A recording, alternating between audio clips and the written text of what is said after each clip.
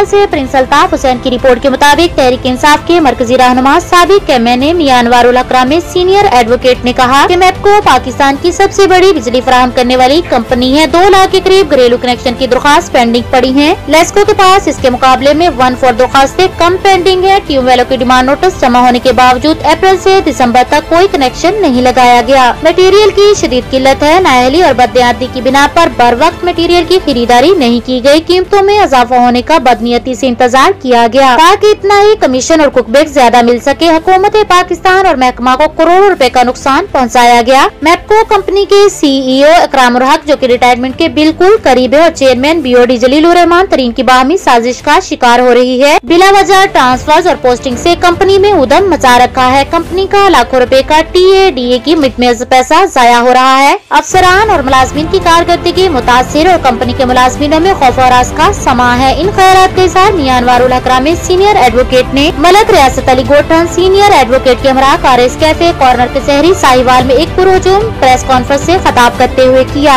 मियां अनवारुल अकरम में मलक रियासत अली गोठन ने इल्जाम आयद करते हुए मजीद कहा कि नए कनेक्शन न लगाने की वजह से चार्जेस देने पड़ रहे हैं जिससे कंपनी को करोड़ों रुपए का माहाना नुकसान उठाना पड़ रहा है। मेरा और कंपनी के सार्फिन का मुतालबा है कि इन दोनों का नाम ECL में डाला जाए। FIA नैब मैपको के मामला की इंक्वायरी करे और फौरी तौर पर दोनों को गिरफ्तार करके कानूनी कार्रवाई करके अमल में लाई जाए ताकि इंसाफ का बोलबाला हो सके। CEO इकरामुल हक और जो अपने इनके BDO के चेयरमैन है जलीलुर रहमान तरीन के खिलाफ इनके मुकदमात FIA के सुपुर्द किए जाए, इंक्वायरी बिठाई जाए और साहिवाल और जनूबी पंजाब का जो इलाका है मैपको का आम सार्फिन को इनके जुल्म और ज़्यादती से और मुलाजमीन को बिलखसूस निचले मुलाजमीन भी इनकी ज़्यादती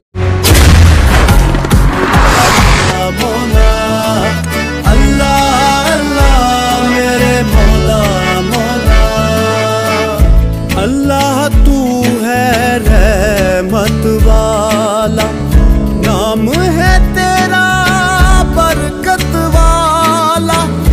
अल्लाह तू है रहमत वाला, नाम है तेरा बरकत वाला।